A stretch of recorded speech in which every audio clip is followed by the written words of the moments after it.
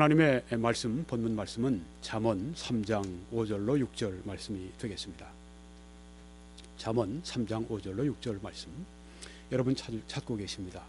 앞에 영상에도 이 말씀이 나와 있습니다. 너는 마음을 다하여 여호와를 신뢰하고 내 명철을 의지하지 말라. 너는 범사의 그를 인정하라. 그리하면 내 길을 지도하시리라. 이 본문 말씀을 가지고 저는 오늘 하나님의 뜻을 발견하기 위한 5가지 영적 원리라고 하는 제목으로 말씀을 증거하겠습니다.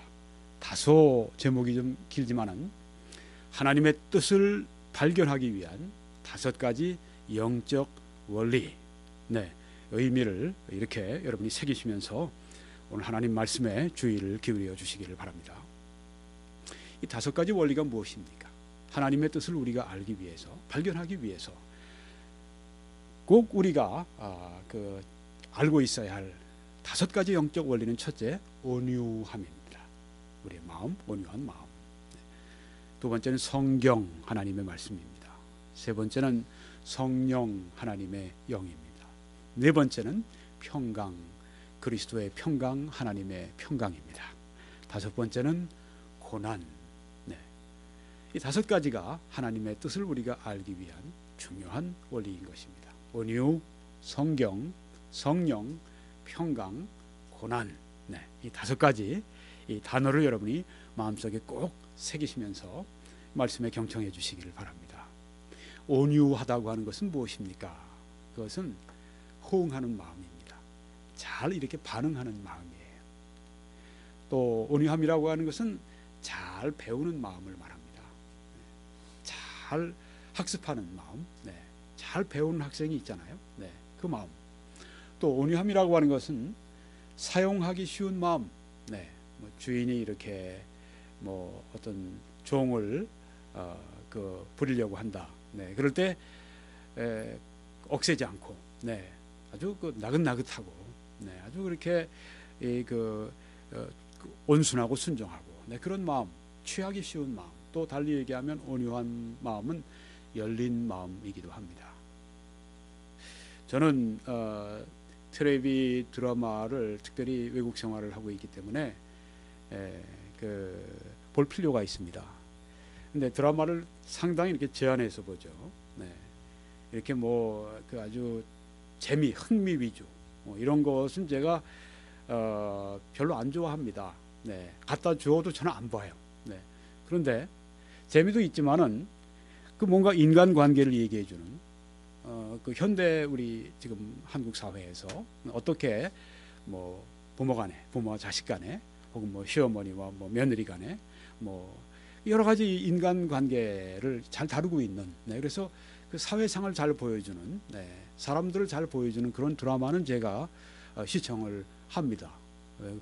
그 사회상을 읽기 위해서, 또 우리 언어를 제가 또 읽기 위해서. 뉴스와 함께, 뉴스는 뉴스의 언어가 있잖아요. 드라마는 드라마의 그 언어가 있지 않습니까? 또 설교, 이 3가지는 제가 들으려고 노력을 많이 합니다. 근데 요새 제가 매일 제가 시청은 못해요. 녹음해 놓고 나중에 시청할 수 있으면 하는 게, 우리 여기 밴쿠버에서는 지금 한국에서 상영한 지 몇 년 된 넝쿨체 들어온 당신인가 그런 제목을 가진 프로가 있어요. 그거를 아주 재미있게 이제 보곤 합니다. 근데 거기에 주인공, 여자 주인공으로 나오는 사람들이 있잖아요. 아주 떠들썩한 여자들이 있어요. 그런 사람들 보면 온유함과는 이렇게 잘 맞지가 않습니다. 온유한 마음을 가진 사람을 제 캐릭터를 거기서 이렇게 보니까, 누군가 생각해 보니까 장군이 엄마 있죠. 그 남편은 제대로 직장이 없어요. 그러니까 복덕방도 하는 둥 마는 둥 제대로 안 되고, 그러니까 지하철 가서 코털 자르는 면도기 그거 가지고 가서 하다가 코피 흘리고 자기가 하다가 앉아서 참 그런 비참한 모습도 보이고, 그런 장군의 아버지, 세상에서 볼 땐 무시받을 수가 있죠. 돈도 없고 백도 없고 그런데 부인은, 장군의 엄마는 장군의 아버지를 그렇게 존경해요. 세상에서 내가 제일 존경합니다. 그 이유는 자기가 빠져 죽을 그런 상황에 이 장군의 아버지가 와서 건져 주었기 때문에 마치 무슨 꼭 구원의 스토리를 말하는 것 같아요. 네. 당신이 나를 구원해 주었기 때문에 난 당신을 제일 사랑하고 제일 존경합니다. 네. 겉으로 볼 땐 지금 현대 여인들이 볼 때는 야, 참 능력 없네. 그 남편에게 그저 능력 없는 남편에게 그저 이렇게 그냥 그 그늘에서 저렇게 그 남편만 바라보고 사니 참 얼마나 딱해. 이렇게 여자들이 평가할 수 있는 그런 여성상의 모습이지만 실제로 그 마음을 들여다보세요. 오늘 여기에 말씀한 이 온유함과 너무너무 잘 통합니다. 그렇죠? 그 남편이 얘기하면 잘 반응을 해요. 네. 남편에게 배우려고 합니다. 남편이 언제든지 이렇게 하자고 그러면 그걸 쉽게 따라 하려고 합니다. 열린 마음을 가지고 있어요. 여기 온유함이라고 하는 건 그걸 말합니다. 누굴 상대로? 하나님을 향해서. 네. 또 거기에 또 그 온유한 또 그 캐릭터가 또 하나 있죠. 윤빈이라고 하는 이 가수를 이제 젊었을 때부터 아주 그렇게 광이었었는데 윤빈의 아주 그 아주 광팬이었었어요. 너무너무 윤빈의 그 아주 이 연주하는 걸 좋아하고 공연하는 걸 좋아하고 윤빈이 스타입니다. 그런데 윤빈이 자기네 집에 옥탑방에 지금 살잖아요. 그러니까 스타가 몰락을 한 거예요. 아주 비참하게 몰락을 했는데 그 스타를 다시 그 마음속에 용기를 불어넣어 주잖아요. 그 아주 멋있는 말을 작가가 거기다가 했더라고요. 네. 제가 이렇게 지금 드라마 얘기하는 이유가 있습니다. 쓸데없이 설교 앞에서 얘기하는 게 아닙니다. 이 예화가 필요하기 때문에 제가 말씀드리는 겁니다. 잘 들어보세요. 이런 멋진 말을 합니다. 윤빈 씨는 나의 자존심입니다. 와. 그러니까 윤빈의 이 몰락한 스타의 눈빛이 달라지잖아요. 나도 다시 스타덤에 올라가야 되겠다 하면서 뭐 어떤 곡을 작곡해서 신곡을 발표하려고 그러고, 이게 중요한 겁니다. 요새 여자들이 자기 개성 세우고 자기 주장하려고 그러고 자기 이렇게 하면 뭐 아주 그 훌륭한 사람 같죠. 천만에요. 그렇게 해서 그 남편을 만드는 게 아닙니다. 윤빈 그 몰락한 스타를 만드는 이 현명한 여자를 보세요. 당신이 나의 자존심이다 그러니까 이 몰락한 스타의 눈이 번쩍번쩍 막 빛나지 않습니까? 남자를 이렇게 만들어야 돼요. 예. 추워줘야 됩니다. 깔고뭉개려고 하지 말고, 내 마음대로 주장하려고 하지 말고, 내 개성 존중해달라고 하지 말고, 그 남편을 좀 이렇게 세워줘야 돼요. 몰락한 그 작가 참 제가 저도 한번 조선 블로그를 좀 하나 만들어가지고 저도 좀 그런 얘기를 좀 할까 싶어요. 하고 싶은 얘기가 참 많은데, 네, 저도 얼마 기다리면 아마 나올지 모릅니다. 네. 참 작가가 참 잘 썼어요. 윤빈을 향해서 당신이 나의 자존심입니다. 와. 그게 뭐예요, 거기에? 온유함이에요. 잘 반응하는 마음입니다. 누굴 향해서? 하나님을 향해서 이런 마음을 갖자는 거예요. 네. 현대인들은 그것이 참 볼품없네. 아닙니다. 그런 모습으로 보지 마세요. 하나님 이렇게 바라보고 하나님 이렇게 섬기는 그런 모습으로 우리가 바라봐야 된다고 하는 것입니다. 성경에 보게 되면 아브라함이 그랬습니다. 여러분 창세기 12장에 보게 되면 하나님께서 갑자기 아브라함에게 나타나셔서 너는 너의 본토 친척 아비 집을 떠나라. 그리고 내가 네게 지시할 땅으로 가라. 어딘지도 알려주지도 않으시고, 그러면 내가 너로 큰 복을 주리라. 만민이 너로 말미암아 복을 받으리라. 네 이름을 창대하게 하리라. 뭐 이거 황당하지 않습니까? 아니 내가 살고 있던 모든 삶의 터전, 내 사업, 내 농토, 내 가족, 내 여기에 있는 우리 친구들 다 버리고 떠나라고요. 나중에 보면은 갔는데 가나안 복지라고 하지만은 거기는 변방 아닙니까? 그러니까 나중에 이스라엘 사람들이 잡혀오는데 어디로 잡혀와요? 본래 떠났던 갈대우르 바벨론에 있던 자기 동포, 자기 이 동일한 민족, 이 사람들이 와서 느부갓네살이 사실은 이웃 사촌이에요. 와서 잡아간 겁니다. 그리로 생각해 보면 변방으로 갔어요. 그래서 성경에 어떻게 나옵니까? 아브라함이 아니 어떻게 저 모르는 그런 땅을 가라고 하십니까? 너무하십니다. 차일 피인 미루고 그런 거 보셨어요? 여러분 그 다음에 성경 말씀 보면 아브라함이 떠났다고 했습니다. 이게 뭐예요? 온유한 마음이에요. 열린 마음이에요. 온순한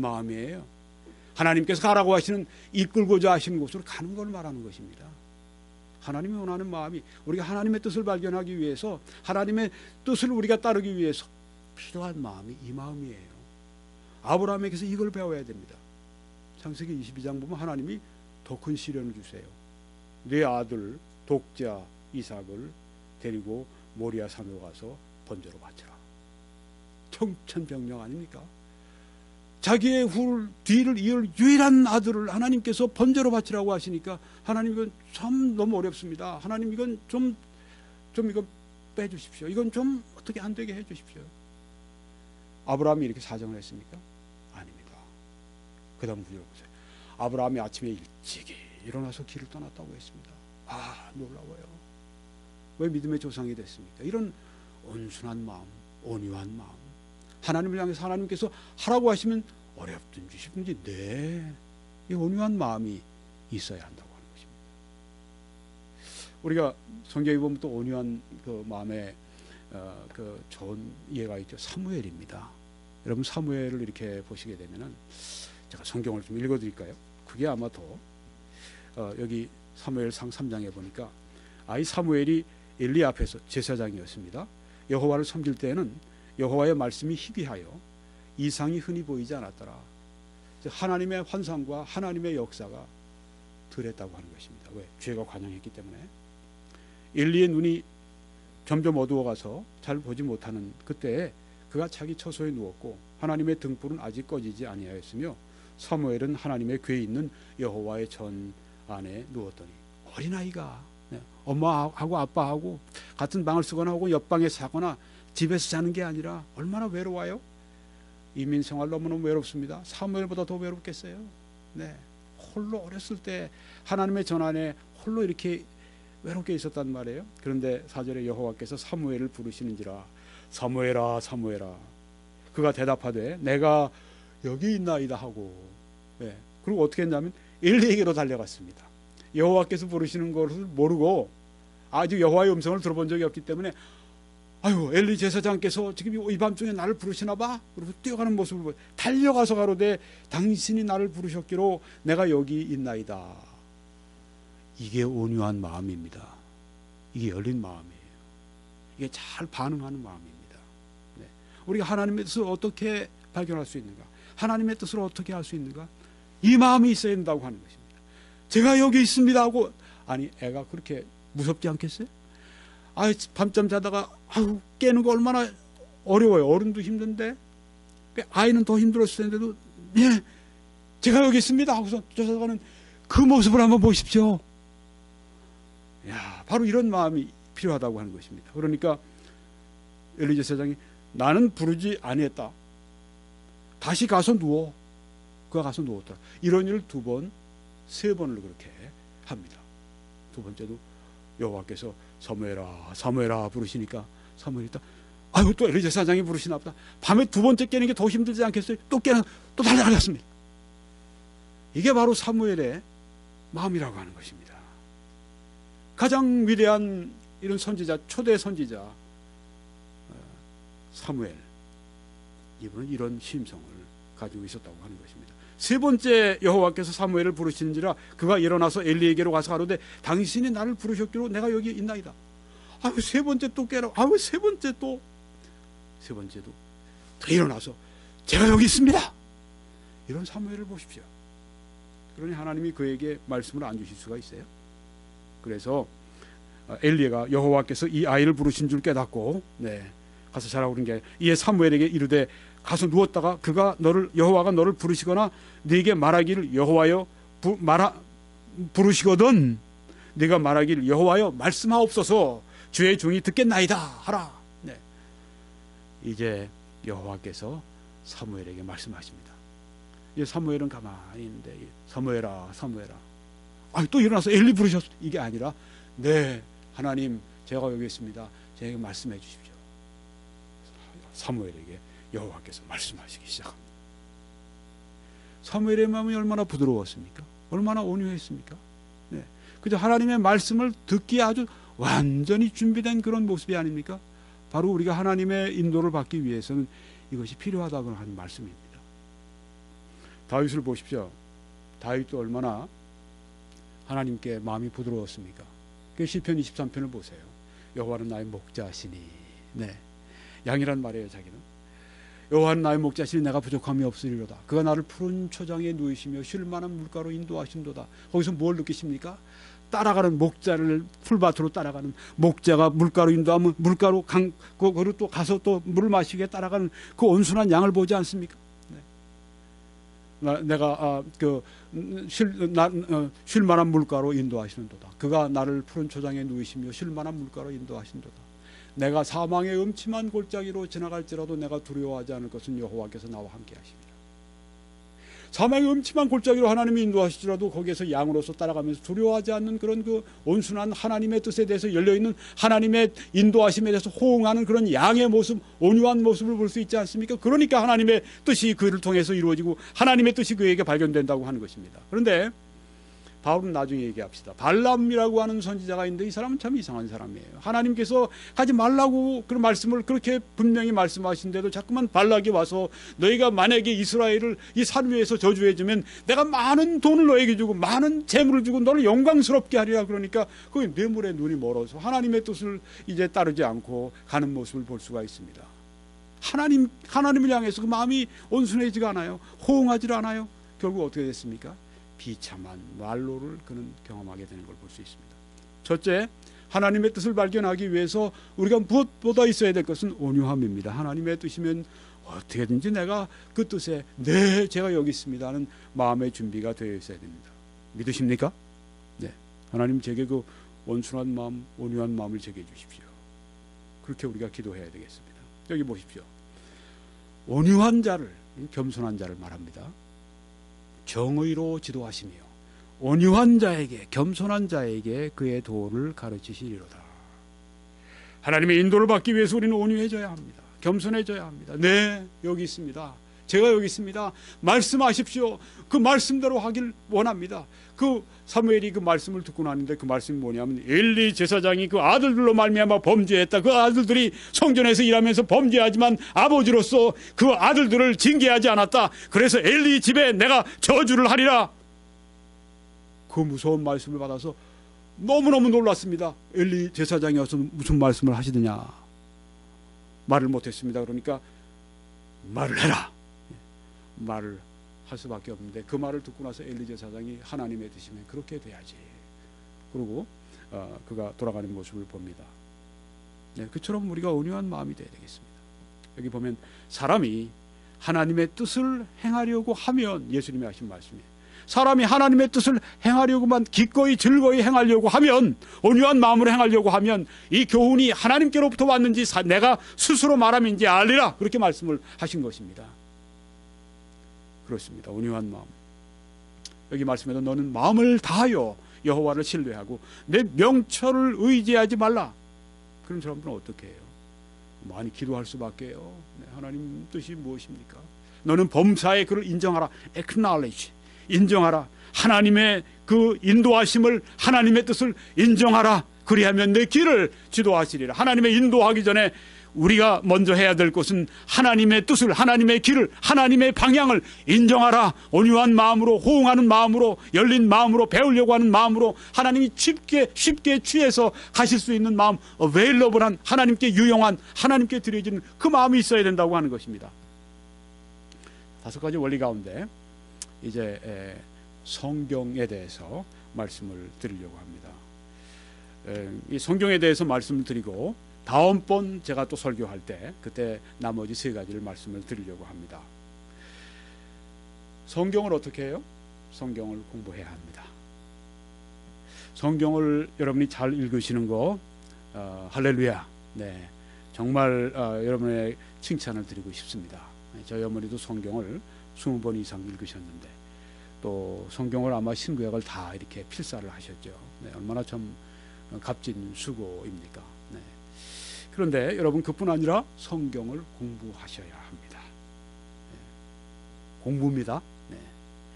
요새같이 그냥 엔터테인 뭔가 이렇게 아주 사람들을 즐기게 하는, 네, 그걸 보기 좋아하는 그런 시대에는 좀 안 맞는 말인 것 같지만 고전은 고전이에요.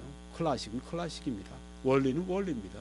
공부해야 됩니다. 네, 아무리 이런 세상이라도 어떤 사람들이 세상을 움직이죠? 공부하는 사람들이 세상을 움직입니다.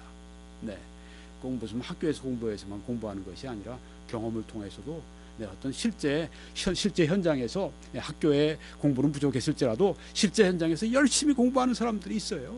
그런 사람들이 결국은 이끌게 되어 있습니다. 여러분, 영적으로도 마찬가지입니다. 성경에 보니까 모든 성경은, 여기서 이 구약 성경을 먼저 말씀하지만 신약 성경도 함께 여기에 포함해서 우리가 생각할 수 있어야 됩니다. 모든 성경은 하나님의 감동으로 된 것으로 교훈과 책망과 바르게 함과 의로 교육하기에 유익하다고 말씀했습니다. 성경은 유익한 말씀입니다. 영적으로 우리들에게 유익한 말씀입니다.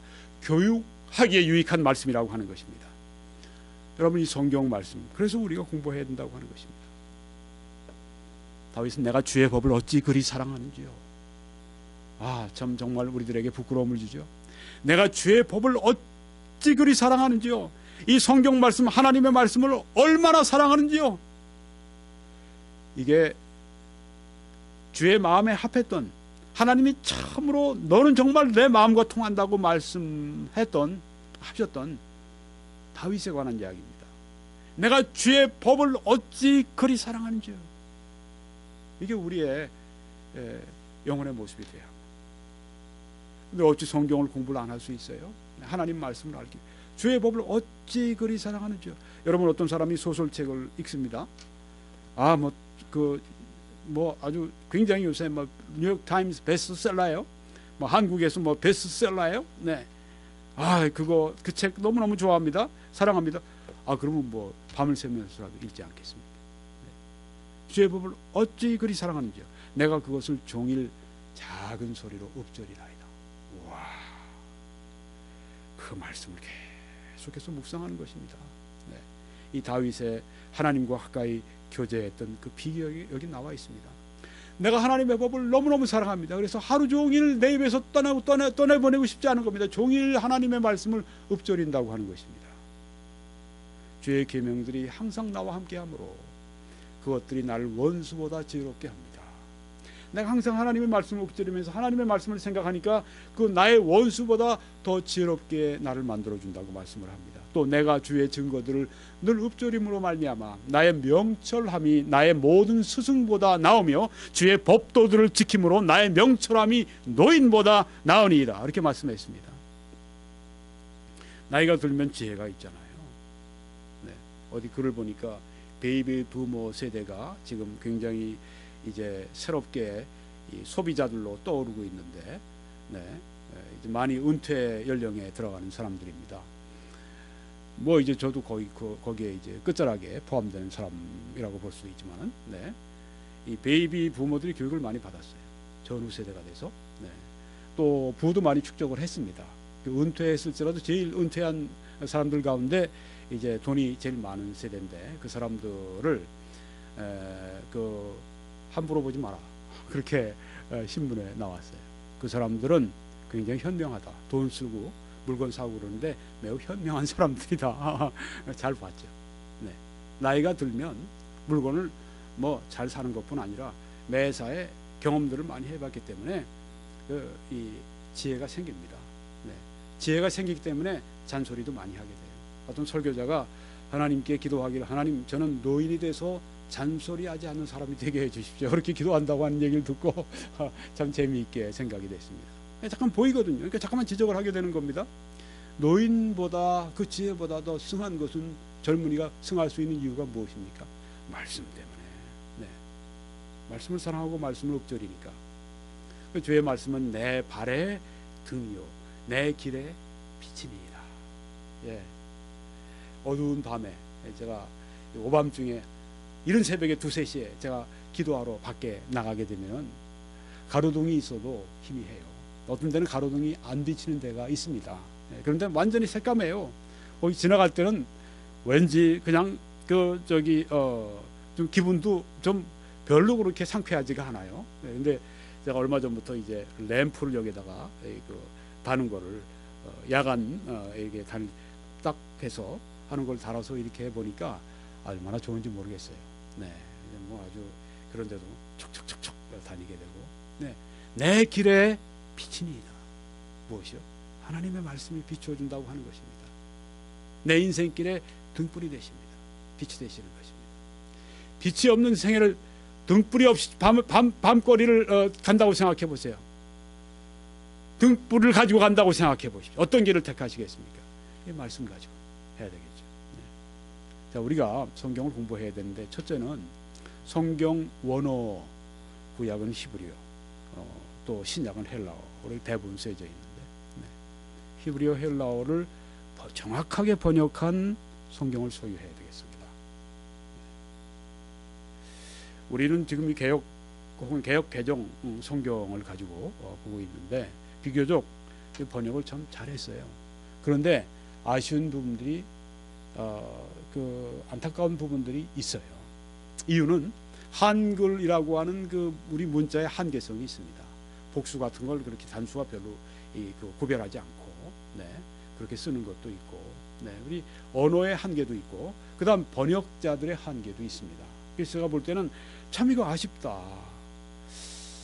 좀 교만한 얘기인지 몰라도 내가 만약에 번역하라고 했으면 이렇게 안 할 텐데 이건 너무 아쉽다. 이건 왜곡될 수 있는 의미도 여기에 포함되고 이건 도무지 무슨 뜻인지 난해해서 이해가 안 된다. 이 단어도 좀 다른 걸 설정했으면 좋겠다. 뭐 이런 생각들이 제가 많이 드는 거예요. 왜냐하면 저는 원어나 영어나 이런 여러 보통 제가 성경을 연구할 때는 5, 6개 언어를 가지고 연구를 하거든요. 네. 그러다 보니까 이게 그 가운데 하나이기 때문에 나타나는 겁니다. 뭐 우리는 어쩔 수 없어요. 개역 개정. 근데 요새 우리 한글 킹 제임스 성경 이 번역돼서 나온 것들이 벌써 3종류가 이렇게 나왔다고 그래요. 저도 한번 좀 그걸 보려고 합니다. 왜냐하면 전 영어 킹 제임스 성경을 늘 참고하니까 영어 킹 제임스 성경이라고 하는 것은 원어에 있는 말씀을 그대로 직역을 한 책입니다. 직역을 한 그는 영어 번역본이에요. 그래서 그 한글 킹 제임스 성경도 우리가 이 원어를 직역해서 한 그런 성경임에 틀림없습니다. 근데 이제 이걸 선전하고 그러는 과정에서 제가 볼 땐 좀 너무 과격하게 그렇게 한 면이 있어요. 그래서 오히려 한글 킹 제임스 성경이 그 번역을 잘했으면 아주 기여할 수 있는데 그것 때문에 오히려 많은 이 잡음이 있는 것을 볼 때 참 안타까워하는 사람 가운데 하나인데요. 네. 저도 그 한글 킹 제임스 성경을 제가 좀 이제 앞으로 구입해서 보겠습니다. 그리고 분명 또 제가 보면 또 만족스럽지 못한 게 분명히 있을 거예요. 왜?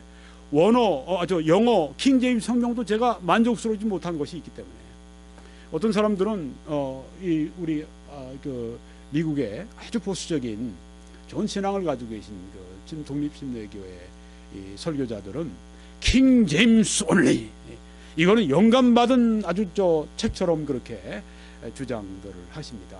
네, 그분들의 그 충성도는 제가 높이 삽니다만은 저는 이 킹 제임스 성경에도 제가 이렇게 좀 번역을 이렇게 안 했으면 하는 그런 부분들이 있어요. 어떤 분들은 브라더 캠, 난 당신하고 교제 안 해. 이런 사람들 분명히 있어요. 이렇게 아주 킹 제임스 성경을 제가 만약에 조금이라도 비난하면 당신하고 교제 안 해. 이런 분들이 있어요. 저는 그건 좀 지나치게 과격하다고 생각을 합니다. 킹 제임스 성경도 번역본이거든요. 네. 그래서 제가 원어를 보면서 이 원어에서 볼 때 같은 단어를 놓고도 킹 제임스는 이렇게 번역했지만 제가 볼 때는 원어의 뜻이 또 다른 뜻이 있기 때문에 이렇게 번역하는 게 좋겠다 이렇게 생각할 때가 있어요. 왜 이렇게 말씀을 드리는가 하면은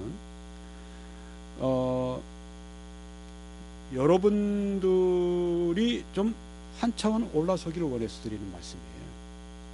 어떤 그 수준에 머물러 있는 게 아니라 한 차원 더 올라서려고 할 것 같으면 이런 이 설교가 필요합니다. 네. 킹 제임스 영어 성경으로는 또 뉴 킹 제임스 네, 그걸 현대어로 번역하고 조금씩 더 뉘앙스를 좀 바꿨는데 네, 그래서 킹 제임스 온리 하는 사람들은 이걸 또 좋아하지 않아요.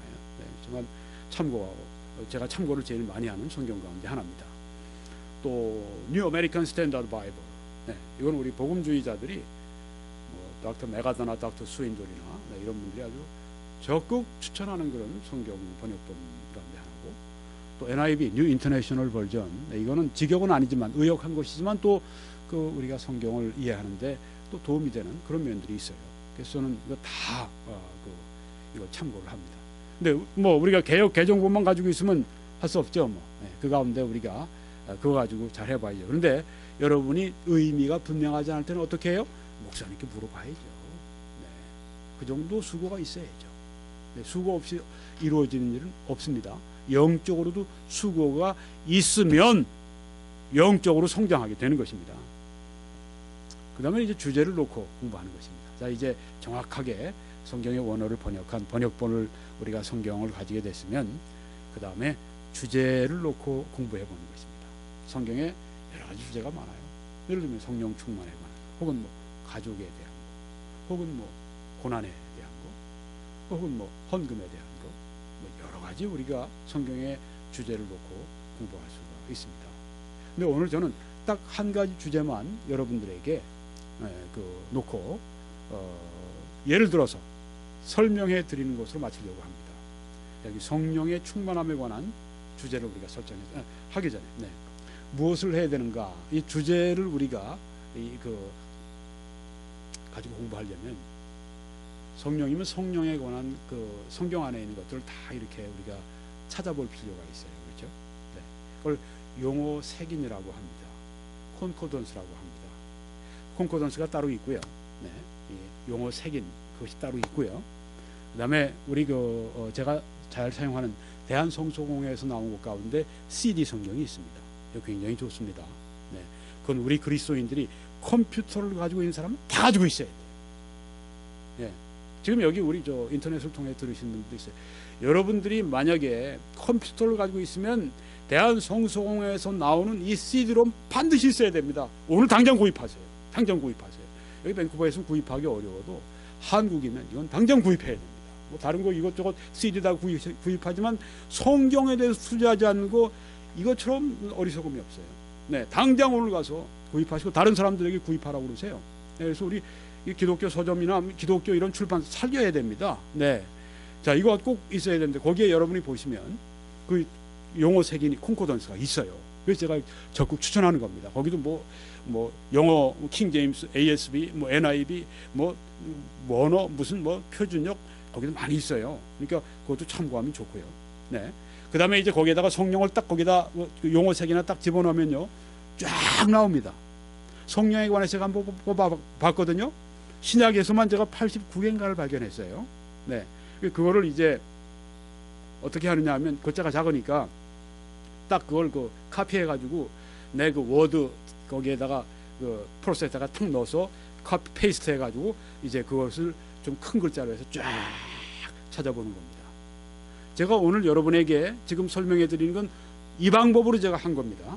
네. 자, 그 다음에 이제 성령이라고 하는 단어가 있지만은 동의어가 있어요. 성경에 보면 성령에 관한 다른 칭호가 수십 개입니다.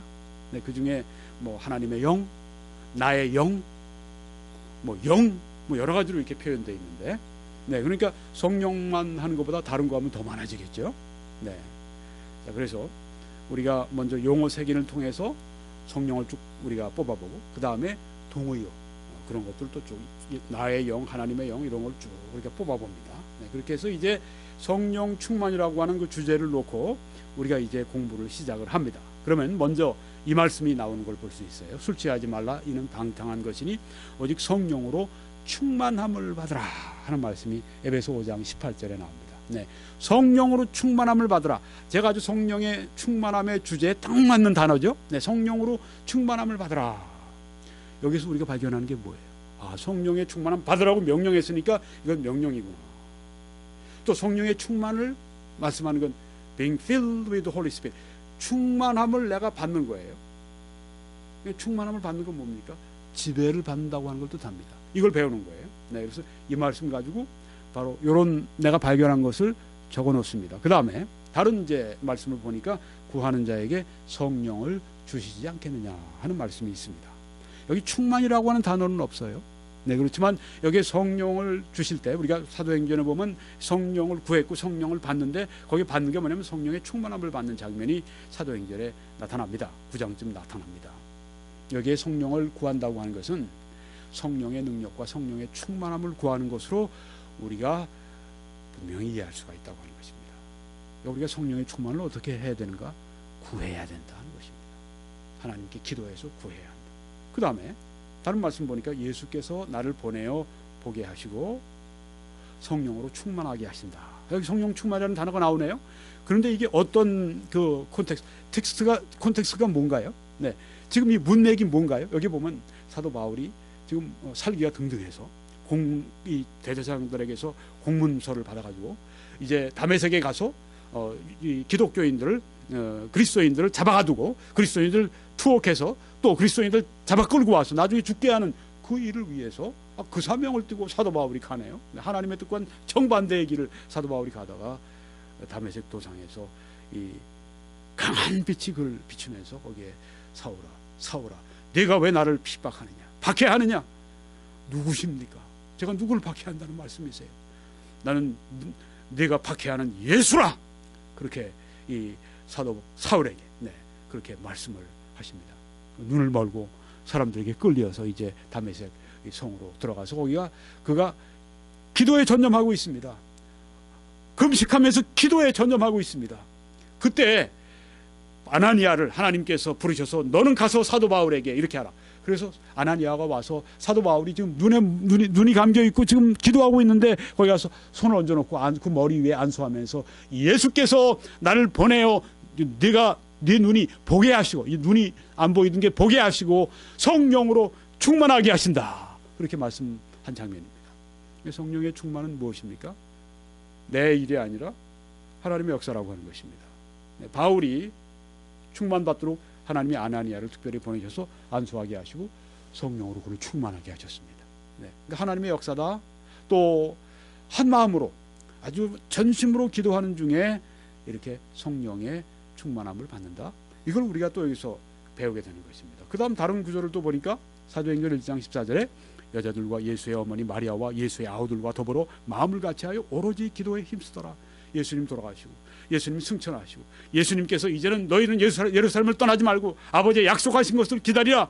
그 성령이 너에게 임하시면 너희가 권능을 받고 예루살렘과 온 유대와 사마리아와 땅 끝까지 이르러 내 증인이 되리라고 말씀을 하시고 기다리라. 예루살렘을 떠나지 말고 기다려라 말씀을 하셨을 때 이들이 한 일이 뭡니까? 기다렸죠. 이들이 마가의 다락방에 함께 모여서 여기 한 120명이나 되는 사람들이 마음을 같이 해서 오로지 기도에 힘썼다고 했습니다. 그 다음 보니까 조금 후에 오순절 날이 이미 이름에 그들이 다 같이 한 곳에 모였더니 한 곳에 저들이 모여 있습니다. 이미 그들이 마가의 다락방에 모여 있는 것을 말합니다. 열흘 동안 저들이 한 곳에 모였습니다. 기도만 한 게 아닙니다. 거기서 또 이제 가룟 유다를 대신할 마띠아 그 사도를 거기서 뽑는 일도 했습니다. 영적 모임이었습니다. 특별히 기도에 전념했던 모임이었습니다. 그때 그들이 다 성령의 충만함을 받았다고 했습니다. 이거 성령의 충만함이 또 나오네요. 근데 성령의 충만이 언제 왔습니까? 전심으로 저희들이 함께 한 마음으로 기도할 때, 또 저희들이 영적으로 모여서 함께 하나님 앞에 있을 때, 그때 성령이 하나님의 때 오순절 날에 이르렀다고 말씀을 했습니다.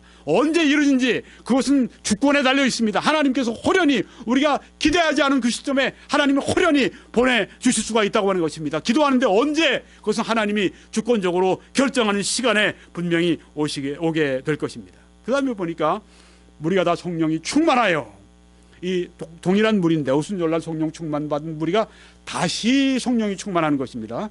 그러니까 성령은 재충만이 또 있는 거예요. 담대히 하나님의 말씀을 전하니라. 제가 여기 적지 않은 것 가운데 하나가 지금 말씀 전하는 가운데 나타났습니다. 뭡니까? 성령 충만의 결과는 담대한 말씀 증거이며 또한 성령은 재충만이다. 충만받고 그 다음 사역을 위해 또 충만받고 그 다음 사역을 위해 또 성령의 충만받고 성령의 충만은 계속해서 거듭해서 반복적으로 우리가 받아야 된다고 하는 것입니다. 한 번 받고 그것으로 이제 영원히 내가 만족하는 것이 아니라 영원히 능력을 받는 것이 아니라 계속 성령의 충만함을 재반복 받아야 된다고 하는 것을 여기서 우리가 배우게 됩니다. 성령 충만의 결과는 또 담대히 하나님의 말씀을 전했다고 하는 것을 여기서 배웁니다. 그 다음 사도행전 6장 3절의 말씀 보니까 너희 가운데서 성령과 지혜가 충만하여 칭찬 듣는 사람 7을 택하라. 우리가 이 일을 저희에게 맡기겠다. 누가 얘기한 것입니까? 사도들이 한 얘기입니다. 자, 사도들이 지금 열심히 기도하고 말씀 전하고 있는데 많은 역사가 나타났습니다. 이제는 많은 사람들이 몰리고 그 가운데 과부들이 많이 있었는데 그들에게 이제는 교회에서 이제 나눠주는 일을 합니다. 그들에게 그들을 돕는 일을 합니다. 그런데 사도들이 그 일까지 다 담당하니까 시간이 안 돼요. 그러니까 사도들은 우리 기도하고 말씀 전하는 일에 전무하고 이제 이 일은 여기 너희들 가운데서 성도들 가운데서 성령과 지혜가 충만한 사람 7에게 맡기겠다. 바로 그것입니다. 즉 성령의 충만함은 교회 일꾼들의 영적인 자격이라고 하는 것입니다. 사회에서 명망이 있고 사회에서 지위가 있고 돈이 많고 나이가 많고 등등해서 교회 사역자가 되는 것이 아니라는 말씀입니다. 뭐 그거 안 가져도 성령으로 충만하면 된다고 하는 것입니다. 가져도 성령으로 충만하지 주면 안 돼요. 교회 직분이 무슨 명예 뭐 자산입니까? 명예 뭐 간판입니까? 잘못 생각하는 것입니다. 섬기기 위해 쓰는 것입니다. 그리고 성령 충만 받아야 합니다. 이게 우리가 여기서 보게 되는 것입니다. 여기 보니까 생명의 성령의 법이 죄와 사망의 법에서 너를 해방하였습니다. 성령으로 충만하면 죄와 사망에서 우리가 이긴다. 성령 충만의 결과가 여기 나타나는 것을 봅니다. 또 이 말씀 보니까 너희는 성령 안에서 행하라. 그리하면 육신의 이 죄성에 우리 아닌 우리 그 번역을 NIV가 참 잘했어요. 네, 그 sinful nature라고 번역을 잘했습니다. 죄 많은 본성. 네. 죄스러운 본성, 우리 안에 있는 죄성, 네. 육신의 욕심을 이루지 아니하리라. 언제? 성령 안에 행하면. 성령 안에 행한다는 말씀이 무엇입니까? 달리 얘기하면 성령으로 충만하다고 하는 것입니다.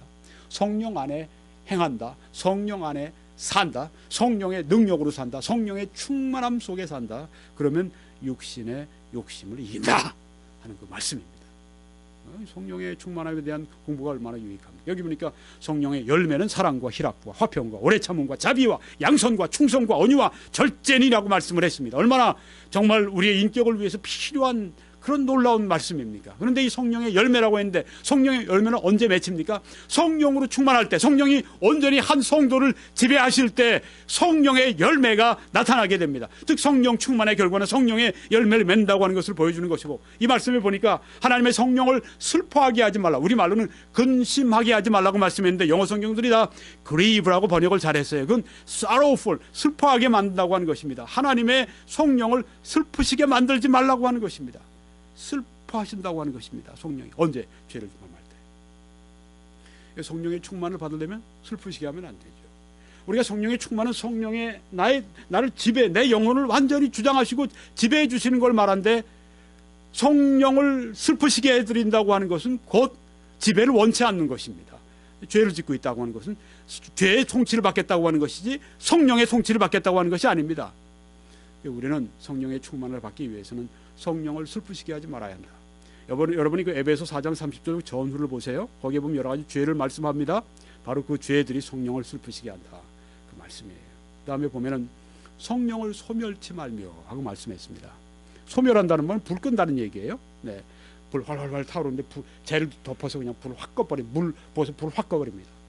요새 보니까 얼마나 그냥 미국의 화재가 무섭든지, 네, 정말 그 산들을 그냥 팍 그냥 태우는데 산타나 그 바람이 얼마나 무서운지. 네, 미국이 아주 지금 뭐 초비상이죠. 100년 만에 캘리포니아 가뭄 때문에 지금 뭐 아주 지금 산들은 성냥갑이래요. 성냥갑. 네, 사람들이 뭐 어떻게 불 잘못 지폈거나 혹은 번개가 내려 떨어지거나 뭐 그렇게 되면 완전히 산이 불바다가 되는 건데 어떻게 해요?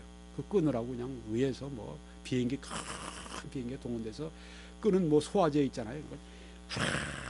쫙 뿌리고 이게 소멸하는 겁니다. 소멸하는 거. 불 끄는 거. 네. 성령의 불의 역사가 확 타오르는데 거기다 막 갖다 끄는 거예요. 꺼요. 네. 성령을 그렇게 소멸하지 말아라. 성령의 역사가 네 안에서 타고 있을 때 성령을 소멸하지 말아라. 성령을 소멸하지 말아라. 성령의 역사를 약화시키지 말아라. 어떻게 해요? 우리가 꼭 죄는 아닐지라도 약화시킬 경우가 있어요. 어떤 분이, 어떤 자매님 한 분이, 어떤 부인 한 분이 하나님께 간절히 성령 충만을 위해 기도했답니다. 성령 충만이 안 오니까 간절히 기도하는데 하나님께서 갑자기 이 머리에 있는 이 아주 좋은 뭐 핀을 이렇게 마음속에 말씀하시더래요. 네. 그러니까 사치한 마음이었었죠. 뭔가 그냥 아주 그 세상적이고 그런 마음, 이걸 탁 잡아서 탁 집어넣는 그 순간에 성령의 충만함이 임했다고 하는 간증을 제가 들었습니다. 예, 뭐 금 브로치 같은 거, 뭐 금 뭐 목걸이 같은 거, 뭐 꼭 그건 뭐 잘못된 거 없잖아요. 근데 거기에 우리의 마음을 뺏길 때, 사치할 때, 꼭 죄는 아니지만, 네, 어떤 뭘 우리가 보는데, 어떤 뭐 신문을 보거나, 어떤 뭐 잡지를 보거나, 어떤 DVD를 보거나, 뭐 어떤 텔레비를 보거나, 뭐 봐도 되는데 너무 오랜 장시간을 봤거나, 혹은 뭐 잠을 자는 거, 그거 뭐 필요하죠. 충분히 자야죠. 근데 너무 과한 잠을 자거나 뭐 이런 것들. 네. 성령을 소멸치 말라. 소멸치 말라. 성령 충만 받으려면 성령을 소멸해서는 안 된다. 이걸 우리가 배우게 되죠. 또 성경에 보니까 하나님이 자기에게 순종하는 사람들에게 주신 성령도 그러하니라. 순종하는 사람들에게 성령의 충만함을 주신다 하는 걸 여기서 또 우리가 배우게 되고요. 너희가 육신대로 살면 반드시 죽을 것이로되 영으로서 몸의 행실을 죽이면 살리니. 어떻게 해요?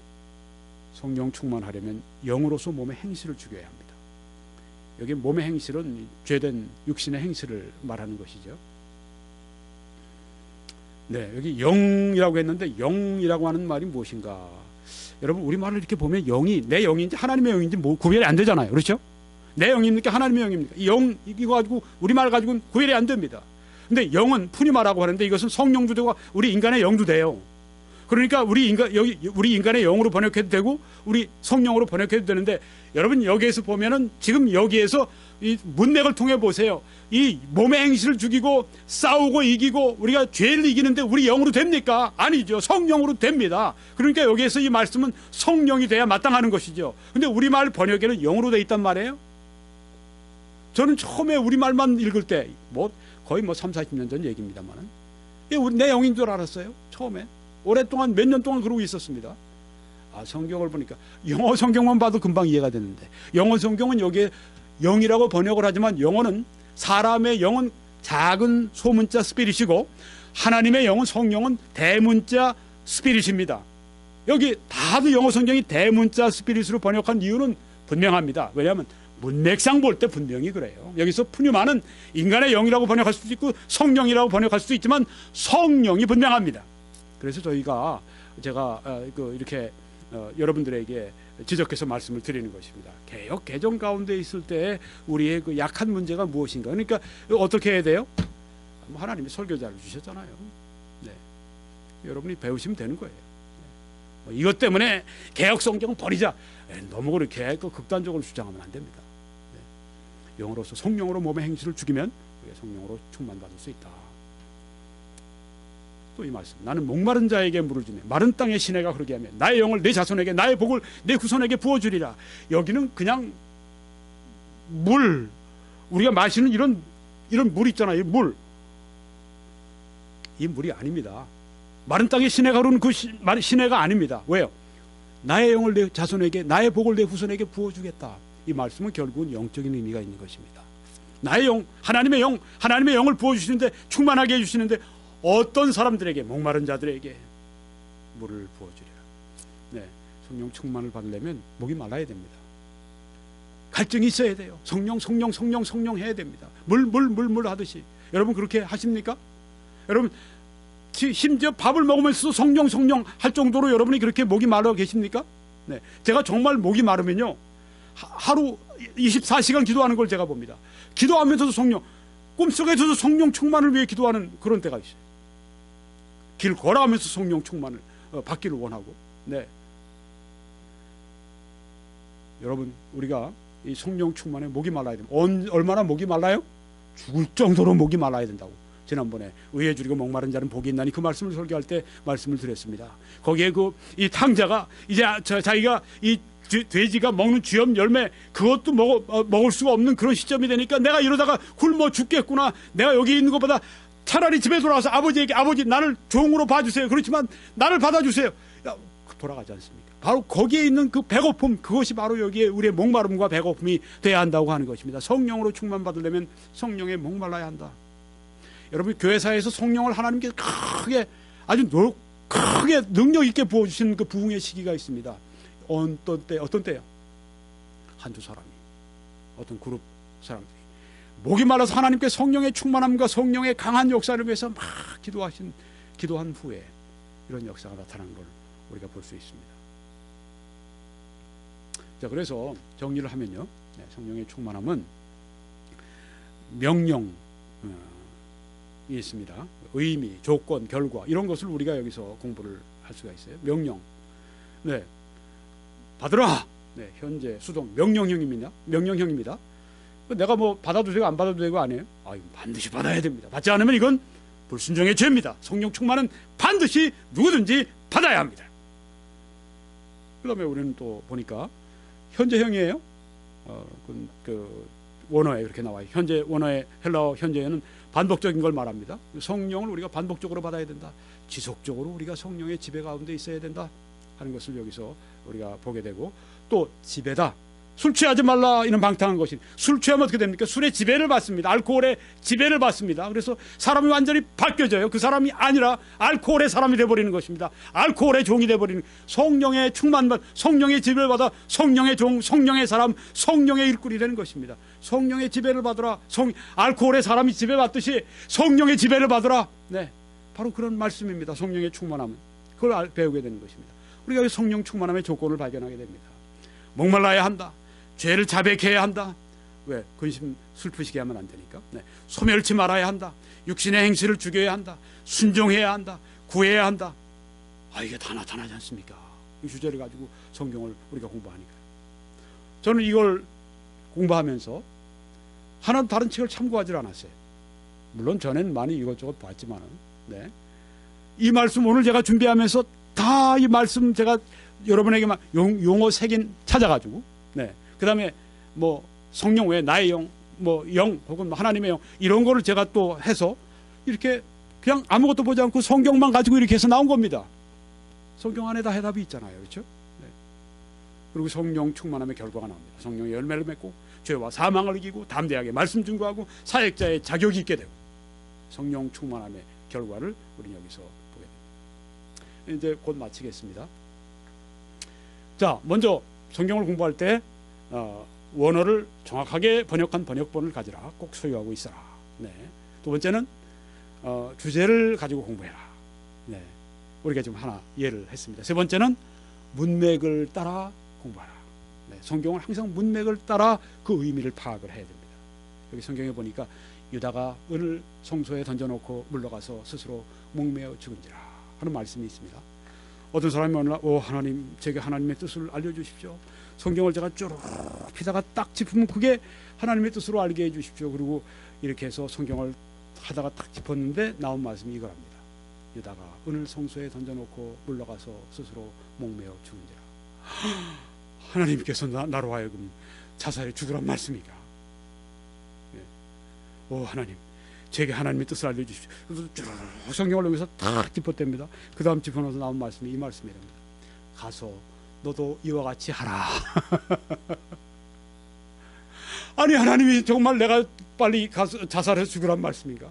예, 이 성경을 문맥에서 이렇게 빼놓고 이렇게 성경을 가지고 하면 이런 참으로 해괴한 일이 벌어진다고 하는 것입니다. 네, 이 엉뚱한 일이에요. 여러분이 보실 때 야 목사님이 장난을 쳐도 진짜 정말 심하게 장난을 치시는구나. 여러분 이게 누가 하는 짓인지 아십니까? 이단들이 이렇게 합니다. 그래서 망하는 것입니다. 무서운 것입니다. 성경 가지고 사람 아주 자살시키고 빨리 가서 자살하라 이렇게 만들 수도 있는 거예요. 이렇게 문맥에서 빼놓고 하면 가서 너도 이와 같이 하라는 이 말씀은 어디서 나오는 것입니까? 여기서 나오는 것입니다. 사마리아인의 비유에서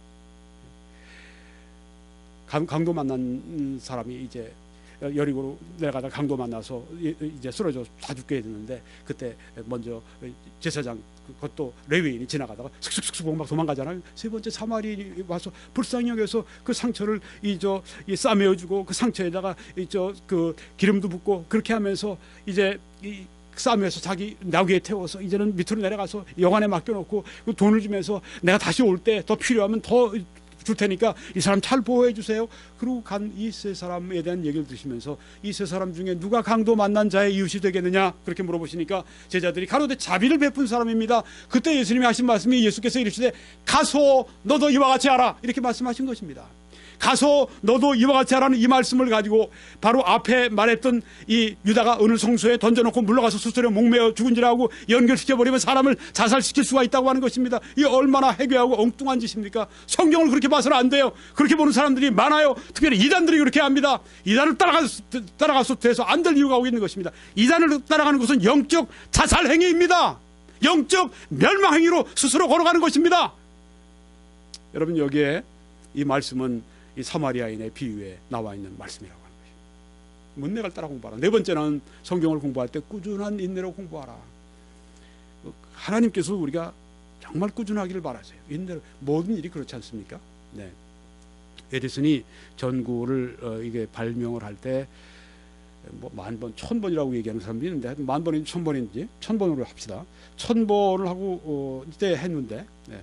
그 동안에 이제 그 나머지 999 다 실패했다. 그렇게 말하지 않았습니다. 에디슨이.